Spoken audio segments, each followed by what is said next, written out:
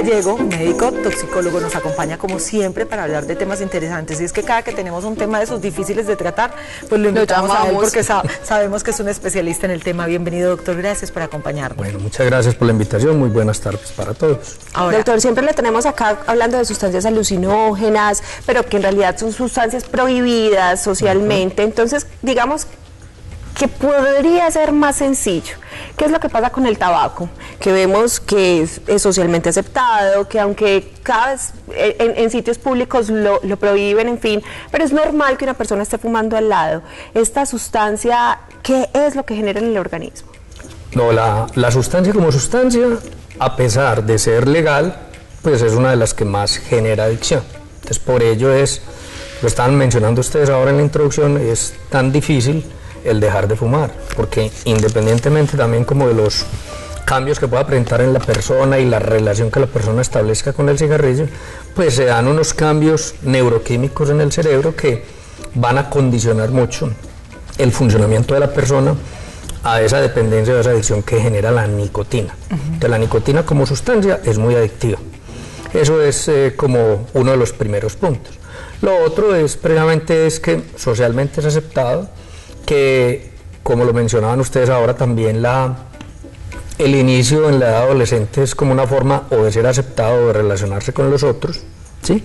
Entonces, desafortunadamente, se le abren las puertas, primero porque es legal, y segundo, por esa parte relacional con los grupos de pares y todo esto, comienza a aceptarse de alguna manera en algunos círculos, y eso hace entonces que se cree como el contacto inicial y la posibilidad de abrir un camino hacia un consumo problemático o hacia una dependencia. Yo no sé si Marce o el doctor Hugo lo hicieron, pero obviamente en la adolescencia también traté de fumar, porque era y mucho más pues como en la adolescencia mía, porque todavía no estaban todas estas advertencias, todavía no se había muerto, yo creo que el vaquero de Malboro.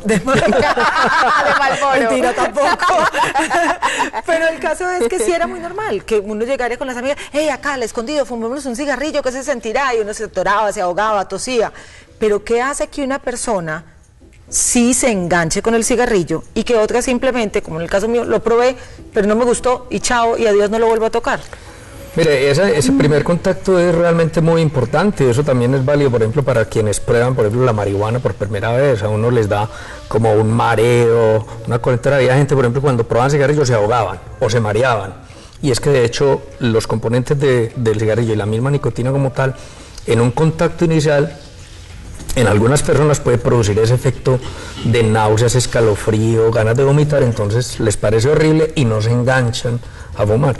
Por el contrario, de pronto, si a alguien le enseñan cómo aspirarlo, en fin, y empieza a tener un efecto como estabilizador, porque igual el cigarrillo como sustancia aumenta los niveles de la dopamina en el cerebro, que tienen que ver o con tranquilidad, o con relax, o con placer.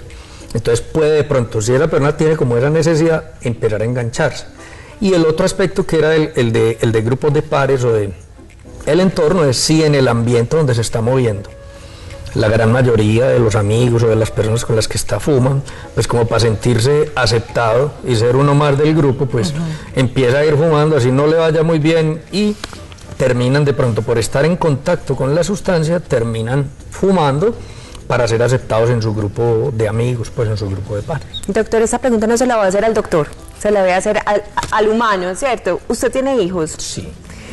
¿Y qué es lo que pasa cuando están en ese proceso de la adolescencia? Usted, como por ejemplo, ¿cómo manejó con ellos esta situación de las sustancias, incluso el cigarrillo, para estar bien alerta y bien pendiente y que no empiecen a engancharse con este tipo de sustancias?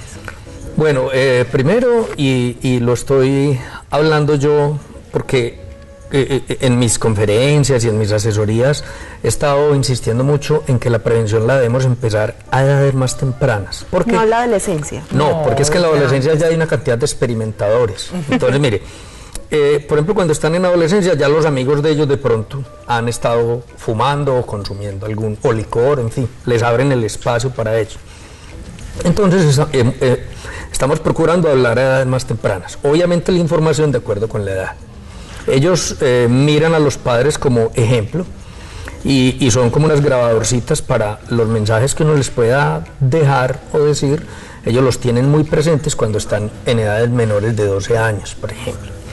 En segundo lugar, es modelos de no consumo. Claro. Porque es que No enseña con el ejemplo. Sí, porque es que hay papás, por ejemplo, que dicen, mira, mi hijo, no fume porque yo no he podido, he intentado muchas veces, pero él está así, y el papá es bien ansioso, y va a hacer un negocio, o va a conversar, o tiene un problema, y prende el cigarrillo. Entonces, otra de las cosas, modelos de no consumo. Otro que está demostrado es que en los entornos en que las personas se muevan, pues procurar que no haya consumo, ni de cigarrillo, ni de licor, ni ninguna de las otras cosas. Por lo que les digo, que empiezan a manejarse lo que son imaginarios colectivos, representantes sociales de los muchachos, entonces ellos empiezan a verlo, entre comillas, normal. Yo lo digo común, no normal. Empieza a ser común el consumo de ciertas sustancias, entonces ellos en esos espacios creen que es muy aceptado, y probablemente en ese espaciecito puede ser aceptado, pero no en general, previamente por los daños y las consecuencias que tiene. Hablamos de daños y consecuencias. Qué bueno contarle a los televidentes cuáles son los daños que puede ocasionar el cigarrillo. Pues a mí me gusta mucho hablar sobre todo de los daños o consecuencias como más rápidos o más cercanos para los jóvenes, porque si uno va a hablar del cáncer, pues el cáncer tiene muchos años de consumo de cigarrillo, cantidades, además marcadores genéticos, en fin, para que se puedan desarrollar. En cambio, por ejemplo, la disminución de hormonas masculinas y femeninas, que pierde mucho el brillo de la piel. Por ejemplo, está demostrado la disfunción eréctil en los jóvenes menores de 25 años, consumidores de cigarrillos. Eso sí les puede interesar porque se disminuye mucho la testosterona, la hormona masculina. Ajá. Y si eso lo asociamos a consumo de licor, que mucha gente llega y se toma una cerveza y se prende un cigarrillo. Hay unos que dicen, no, yo no fumo, sino cuando bebo yo, pero fumo. Ahí está. Entonces, cuando se asocian las dos cosas, hay más riesgo, más posibilidad de que se disminuyan los niveles de hormonas masculinas, particularmente testosterona, y asociarse a una disfunción eréctil. Entonces tenemos el problema ese de la piel, de la disfunción eréctil, problemas en la boca, o sea, lo que son estomatitis, cambio del pH, todo lo que es reflujo, esofagitis, gastritis, o sea, todo en tracto digestivo puede presentarse todas esas manifestaciones, alteraciones por consumo de cigarrillos. Por lo general, qué pena Marce, pero por lo general el cigarrillo está muy asociado con comportamientos que tienen las personas que lo consumen. Es decir, es que yo me levanto y no, si no me fumo mi cigarrillito no soy capaz de ir al baño. Con el tintico. Ay, es que yo cada que me subo al carro, prendo el carro y me fumo el cigarrillito. Entonces, hay veces esos enganches psicológicos que hacemos con ese momento, los que son difíciles de dejar. Claro, es que lo que mencionaba ahora de la relación que la persona establece con el cigarrillo y los espacios que le abre.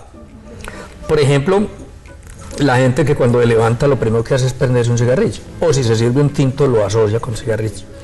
Entonces a la persona hay que mostrarle que ahí se creó esa adicción o esa conexión, y hay que buscarle alternativas para poder desestimular esos espacios, reemplazarlos con otros, para que vamos haciendo ese cambio como en el chip que ella ya ha creado de relación con el cigarrillo. Por ejemplo, el ejemplo que pone Olga, eso es lo que más da puntaje en el test de Fagerström para dependencia a nicotina. Si se levanta y lo primero que hace es prender un cigarrillo, es el punto, es el más alto.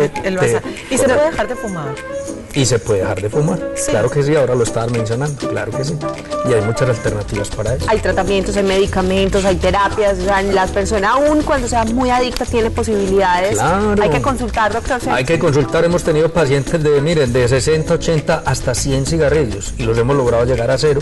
Obviamente hay que personalizar el tratamiento, hay que evaluar toda la parte psicológica, la parte médica, la parte física y acompañar en el síndrome de abstinencia. Les cuento, mi hermana en serio fue donde el doctor Hugo y está dejando de fumar gracias a los tratamientos bien acertados que está teniendo, y eso es una maravilla para ella y para toda la familia. Exactamente, es que mucha gente intenta solo, puede solo, incluso hay personas que lo han logrado solitos, pero hay otras que no, entonces hay que pedir ayuda, hay de verdad que asesorarse de la persona indicada. Y ya para terminar, doctor, sí quería pues como un mensaje final, porque mucha gente empieza y dice, usted habla ahorita de los efectos del cigarrillo en la persona, pero cuando uno empieza a mencionárselo a los pacientes, me ha pasado mucho que empiezan, mi abuelita se murió de 90 años, con la piel divina, los dientes hermosos, y fuma piel roja sin filtro. Exactamente. ¿Qué hacer con ese tipo de comentarios? No, hay que decirle a las personas que realmente lo que hay que tratar es de no crear una dependencia, o sea, uno no depender absolutamente de nada. La verdadera libertad en el sujeto y en las personas es no depender de nada. Y en los muchachos es decirles, por ejemplo, que miren previamente los imaginarios para que sean aceptados tal como ellos son, y no a través de una sustancia, o sea, de ninguna de ellas, sea el alcohol, sea la marihuana, sea el cigarrillo, para que no se nos creen las dependencias. Y una advertencia final: ni la narguila ni la narguila eléctrica son seguras, tienen nicotina, tienen tabaco, producen sustancias tóxicas y crean dependencia. El cigarrillo eléctrico tampoco. El cigarrillo eléctrico tampoco, nada más ayer revisamos un artículo sobre cigarrillo electrónico, que eso no fue aceptado como reemplazo para dejar de fumar ni en Europa ni en Estados Unidos, en el cual se demostró que incluso el mecanismo por el cual se genera el mecanismo electrónico genera sustancias tóxicas. Y las pastillas de nicotina, las que son como no, esas chicles. pastillas de nicotina son para manejar el síndrome de abstinencia. Hay parches, hay pastillas, ¿sí? Hay spray incluso, pero son para esas primeras semanas, que son 12 semanas de abstinencia, para ir ayudándole a la persona con la ansiedad y con todas las manifestaciones. Buenísimo el tema, ¿cierto? Pues entonces a pedir ayuda de verdad, Sí, porque eso es lo más importante. un mundo sin tabaco sería como más lindo. No, y mucho podríamos respirar todos. Así Muchísimas gracias de verdad por A acompañarnos. ustedes muchas gracias, buenas tardes. Este tema pues con dedicación para todas las amigas que todavía fuman.